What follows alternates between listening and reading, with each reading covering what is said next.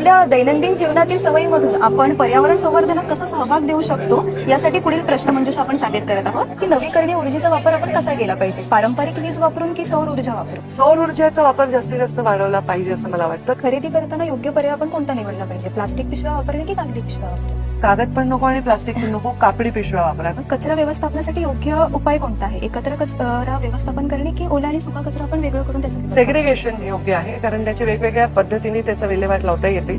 पर्यावरणपूरक सण कसा साजरा करता येईल आपल्याला, फटाके आणि प्लास्टिक सजावट करून की वृक्षारोपण आणि इको फ्रेंडली सजावट. वृक्षारोपण केलं पाहिजे, इको फ्रेंडली सजावट केली पाहिजे. तरुणांना शाश्वत जीवनशैलीबद्दल तुमचा काय संदेश आहे. तरुणांना जाणीव करून दिली पाहिजे की पूर्वीची जीवनशैली काय होती आणि आताची काय आहे. तुमच्या पर्यावरण संवर्धनासाठी आपल्या सक्रिय सहभागाबद्दल धन्यवाद. थँक्यू. पण मी वॉरियर आहे, वसुंधरा वॉरियर. तुम्ही पण व्हा आणि वसुंधरेला वाचवण्यासाठीच्या कामामध्ये आपलं योगदान द्या.